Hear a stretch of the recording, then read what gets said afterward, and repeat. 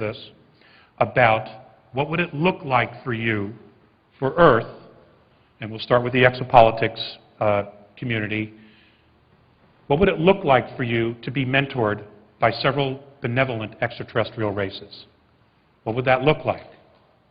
What would we need to do to establish not only that communication, but at the same time have us feel safe with checks and balances so that they can walk their talk and we have to walk our talk? Open mentorship is our destiny. It's going to happen anyway, but we cannot wait for the government to turn itself around. It can't because it's not in control. All right? It is not in control. So, we have to turn our focus away from all that drama and figure out another way. What I want to do now is read to you what I was given way back when regarding creating a domain of knowing. This also came from Forsyth. Create another domain of knowing, communicating and being. In other words, the domain of calling forth or generating your intent needs to be more distinct. Your physics, as you call it, is a good example of this calling forth. There have been men on your planet who have called forth new domains of thinking that never existed before here. They invented it. They didn't fantasize it. They didn't pretend. They literally created this new context from what you now call physics. Your humanity is strong with this kind of example. No being, however, makes the distinction that this is what they are. I would like to give you an example. Your concept of human rights wasn't so long ago that no such thing existed on your planet. It just simply didn't exist. You Terrans did not have any rights. Only the kings and the priests had their rights. But most of you Terrans do not have any rights. So you and other Terrans created human rights from nothing. You created the domain that created not only the rights to come forth, you created the language, and then you communicated it. And this communication that you gave had power because it was full of intent.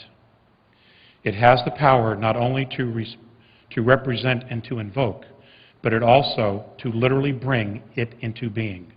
This is what your races need to do in order to clearly know yourselves. Now, in talking about that, let's talk about religions for a moment.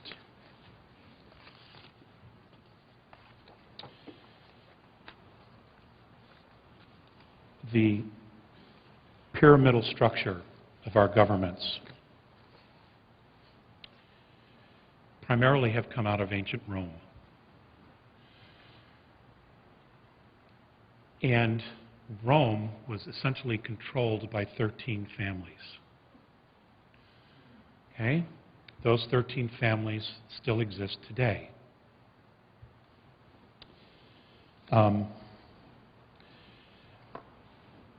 Many of the world's religions, though they've had a tremendous amount of value and have brought an enormous amount of comfort to many people in our history and in our present day,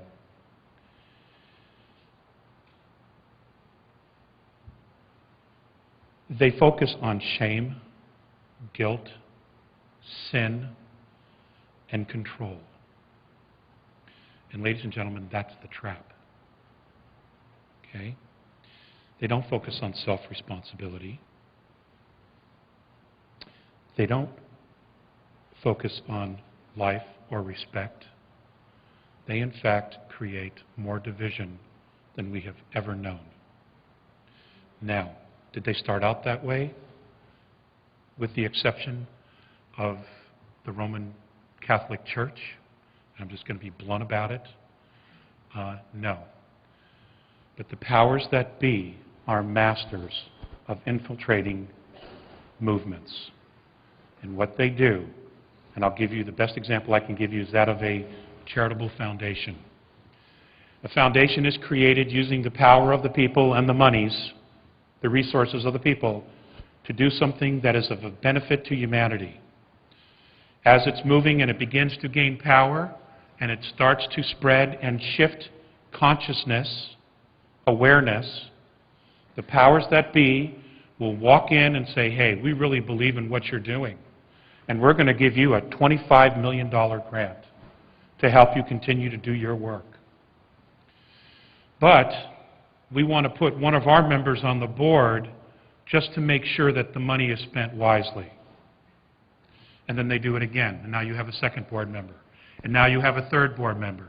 And before you know it, that movement, that foundation, instead of going up and creating more consciousness, more awareness, is now heading the other way. Okay? And now they also control the wealth of that foundation. Okay? We have been thinking in a pyramidal structure, in a third density structure. They're in fourth density, in holographic. We have to think the same way. And we have to be talking about how is it that we got ourselves into this. Now, this isn't a question of, well, it's essential that we put blame to the side for the moment. There's plenty of that, and there will be plenty of that. What we need is the knowledge. We need to know how these structures work so that we can create something different, something in total opposition to it. Because I can't imagine everybody's happy with the way things are. Okay? And this isn't just about the United States. This is about the global population. Because the extraterrestrial races don't see us as separate countries. They see us as one race. Okay? And we're all between a rock and a hard place, pretty much. Okay? At the moment.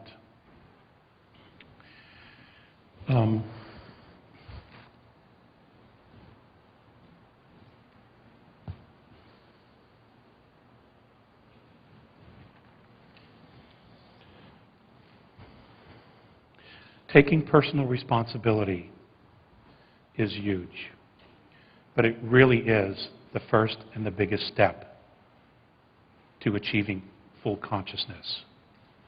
Okay? I'm going to read you a quote that I found. It's from a gentleman named Little Hawk. He's a Native American Indian with the Mohawk tribe. Take credit for your mistakes, not what you do good, because you're supposed to be doing good anyway. Okay? We've all made mistakes. We've all screwed up. Okay? But that's part of the learning process. Okay? If you had all knowledge and you were all seeing, you wouldn't need to be here. Okay? So, collectively and individually, we need to start looking at the world and saying, what has my contribution been? Now, I'm not talking about going out and trying to save the world. It's not about that at all. Okay? It's really about each one of us individually.